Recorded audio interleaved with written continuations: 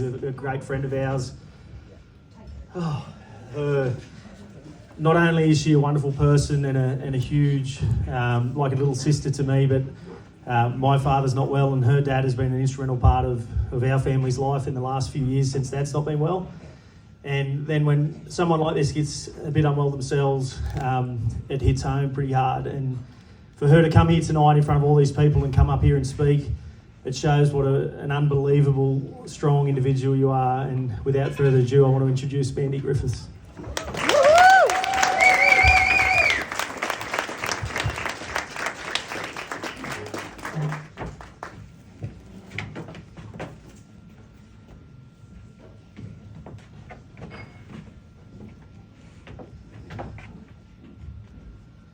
What a beautiful location for this event. The Boxgrove team have done a wonderful job. You know, this is my second time here. My first time was back in 2019. Had a lovely time at the Bridal Expo.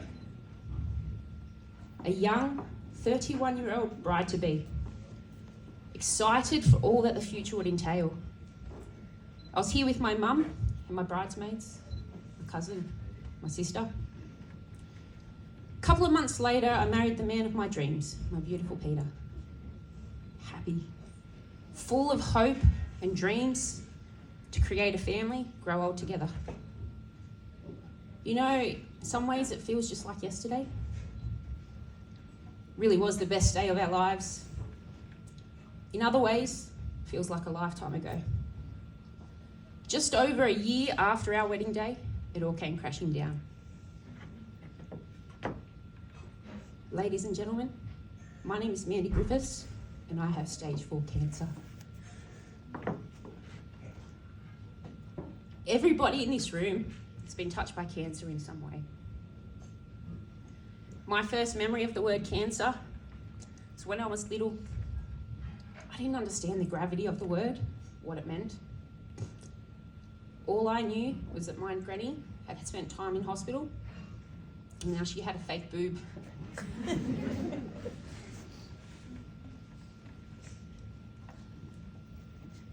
She fought breast cancer valiantly for several years. She died on the eve of my 7th birthday at 58 years of age. It's been exactly 3 years this week since our world came crashing down. I was working full time. Pete and I were busy with a successful cake business. I was playing sport, loving life, living life. It was a Monday evening. I'd gone 3 days without any bowel movements. Pain was excruciating. Pete took me to ED. I was admitted to hospital for the night. Scans revealed that I had a bowel obstruction. 16th of June, 2020. I woke from a 5.5-hour emergency surgery to a 23 centimetre incision down my middle, a temporary ileostomy, and the news that I had stage 2 cancer. I was 32 years of age. This can't be happening to me. Cancer is what happens to other people, to older people, not a 32-year-old newlywed. Lymph nodes were clear and I was to undergo precautionary oral chemotherapy. I experienced a steep learning curve on how to live life with an ileostomy. The seal of the bag overlapped my incision site. There were so many leaks in those early days. I took spare clothes and ostomy supplies to all my outings. It was like a brand new parent packing up every possible baby item before leaving the house, you know, just in case. 2 months off work, 6 months of oral chemotherapy. I received monthly injections to protect my ovaries from the chemo to maintain viability and the hopes to build on our family of 2. 9 months after my diagnosis, my post-treatment test came back with high tumour markers. Subsequent scans revealed that not only had my bowel cancer returned, it spread to my uterus, ovary, and small bowel. In the space of 1 month, I'd felt the elation of ringing that chemotherapy bell, end of chemotherapy, to the devastation that I had stage 4 cancer. I was 33 years old. Round 2, here we go, March 2021. I was admitted to Bathurst Base Hospital, swiftly transferred to RPA Hospital where I had a 12-hour surgery. The peritonectomy removed my uterus, my ovaries, resected several parts of my small bowel, closed my ileostomy and recreated it, created a colostomy. I had a 45-minute HIPEC, which is a warm chemotherapy bath, pumping continuously through the cavity of my abdomen, the peritoneal. This was to ensure that any microscopic cancer cells would be hit. Cells too small for the eye to see, far too small to be cut out. I spent a few days in ICU. I developed pneumonia, a blood clot formed near my collarbone.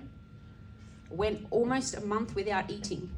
The food was pumped into me via a tube in my arm, TPN. I had a nasal gastric tube running from my nose down my stomach to pump out gunk that my body couldn't process. I was losing 4 litres of fluid daily. I was finally discharged after 66 days after being admitted. 10 months off work, 12 rounds of IV chemo. I smile, I'm strong. Being vulnerable is hard for me. There were some chemo treatments that hit my body so hard that some of the nerves throughout my body would temporarily seize up.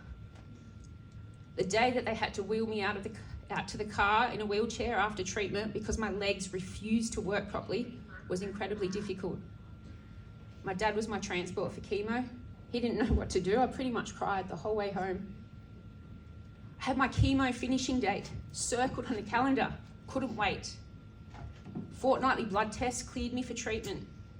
Towards the end of treatment, my platelets and my white blood cells came back so low, they had to delay things a few times. That circled date was pushed back again. The very start of treatment, Pete and I saw a 12-pack of Brookvale Union ginger beer on sale, my favourite drink, one for each of the 12 rounds of chemotherapy. I celebrated the end of each round of chemo with one drink. I put the photo up on Facebook to share with everyone. I then celebrated the end of chemotherapy with another ringing of the bell, and I was joined by over 100 people for a ginger beer on Facebook Live.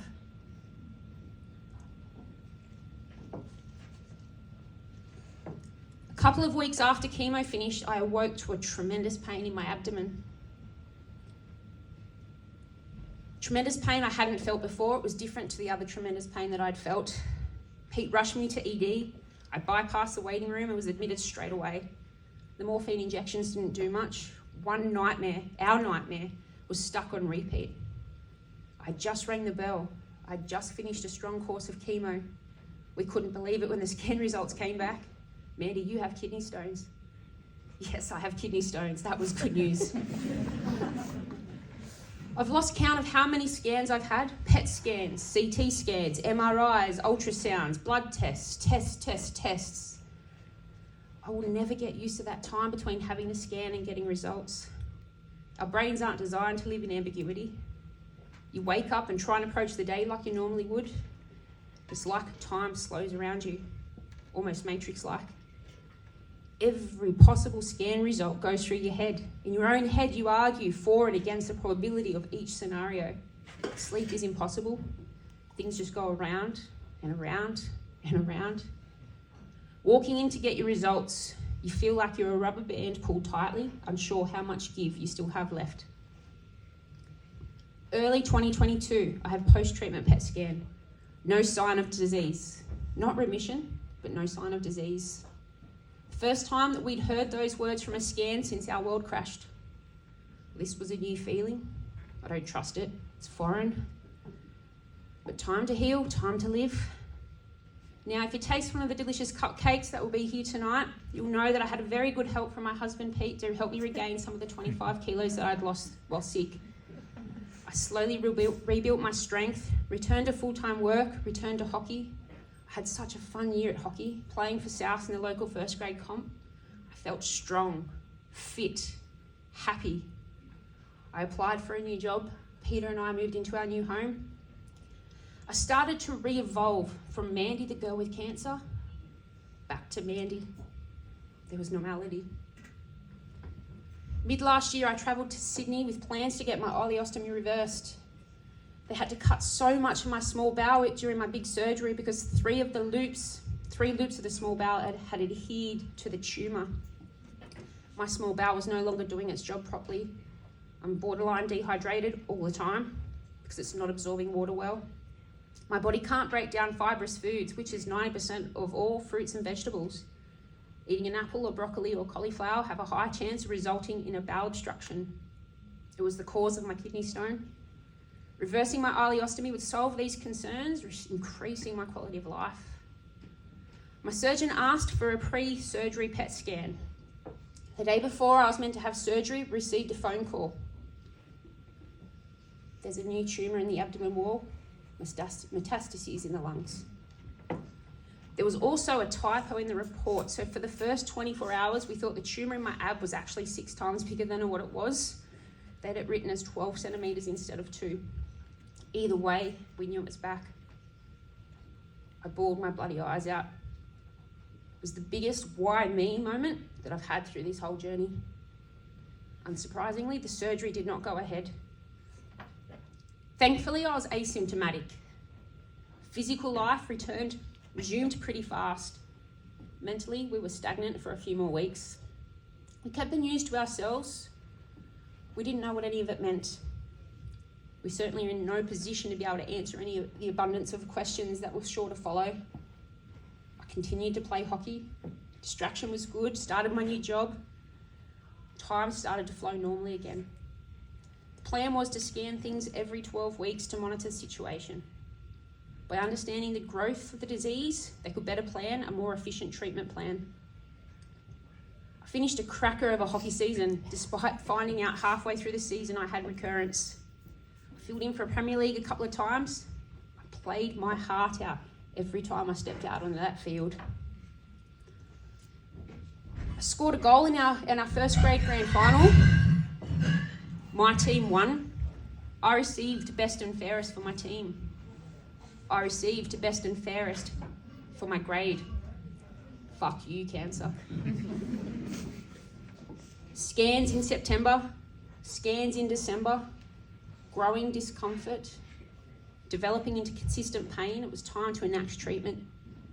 COVID hit me for the first time just before Christmas. It was hard to know if it was COVID fatigue or cancer fatigue or both.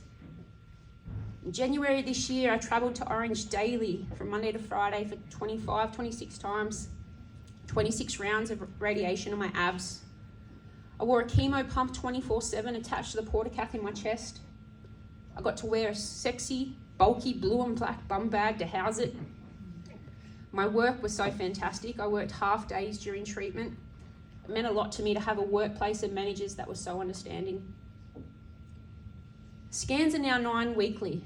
My lungs are relatively stable, but the tumours are growing slightly, and there are a couple of new spots each scan.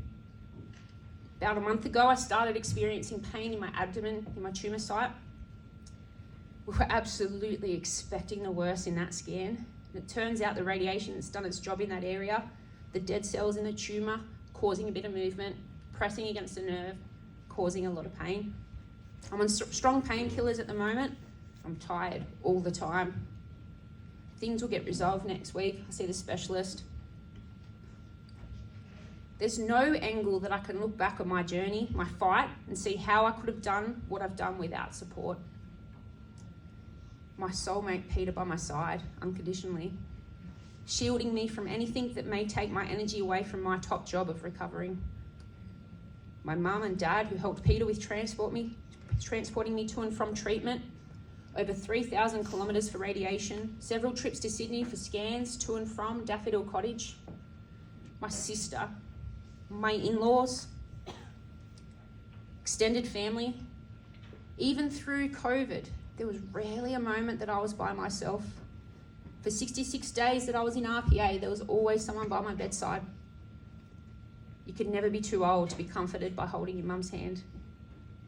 My friends, community, the 36 people that joined the team for my charity walk in 2021 to raise funds for cancer research, the people that helped out financially with gestures, kind words and thoughts, the amazing team at Daffodil Cottage. I swear those nurses have wings. They truly are angels. They nurse people through the biggest battle of their lives. They see hardship suffering, loss. They still turn up the next shift with a smile or a joke just to make it that little bit more better for the patients. My granny didn't have that luxury. Daffodil Cottage wasn't around for her battle. She had to travel to and from Sydney. My dad was part of the big team, the community team who were involved in helping Daffodil Cottage come together. Not unlike tonight, members of our community came together and donated labour, materials, funds to help build the amazing facility so that cancer patients in our community could access treatment in their hometown. How lucky are we to have Daffodil Cottage? Pete and I prefer to know where we stand. The future is unknown, and the effect of a positive mindset on your prognosis cannot be measured, but I believe it improves your fight. We still wanted to know the numbers. Take a look around the room tonight. I want you to look around at the people around you. Really have a look. As you're looking, take notice of every second person. Imagine them slowly fading away right now. Imagine who is left. These are the chances of me living until my 37th birthday. Only 1 out of every 2 people live until that milestone. 50% of people that went through what I did back in 2021 don't make it to 42 months. 50% of people do.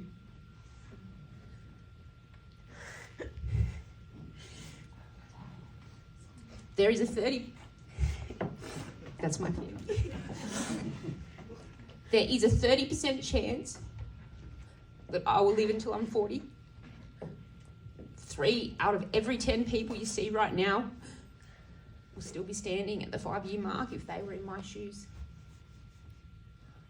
I'm a dog mum. I'm a teammate. I'm a colleague. I'm a childhood friend, a mate. I am a sister, an auntie, a daughter, a wife. Making plans for us is hard. We live from scan to scan. We can't even book a holiday in advance because we don't know until the scan results whether I'll be undergoing treatment or not. Whether I will be too unwell at some stage to work. We will be reduced to 1 income at some stage, or 0 if Peter has to take time off to care for me. We know this will happen at some stage. I currently take at least 21 tablets every single day and have done for a couple of years now. Sometimes it's even more than that. Thankfully, the medicine I have is on the PBS, but even that still costs money. Some treatments are not on the PBS. Imagine your loved ones going through a journey similar to mine, but not being in a position to receive life-saving treatment because it's not on the pharmaceutical benefit scheme. I rarely take a sick day when I'm unwell because I'm going to need it more down the track. Sometimes you need to forget money and just focus on the fight. Put all the energy from every being in your body into the fight. That's why schemes like the High Cost Drug Fund are so crucial to those battling cancer. Thank you to everyone that has purchased tickets tonight. Your money goes straight into the High Cost Drug Fund to support local people in our community to access the life-altering treatment that they need, to forget about their finances and to focus on the fight.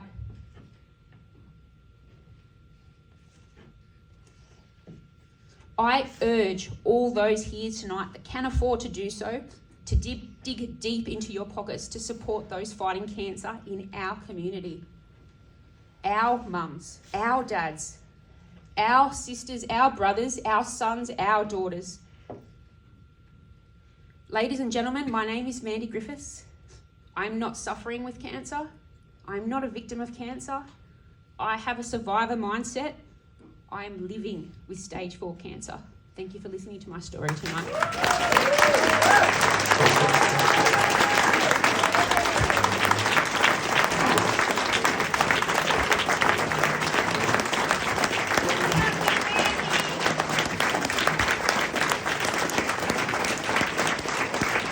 What courage from that.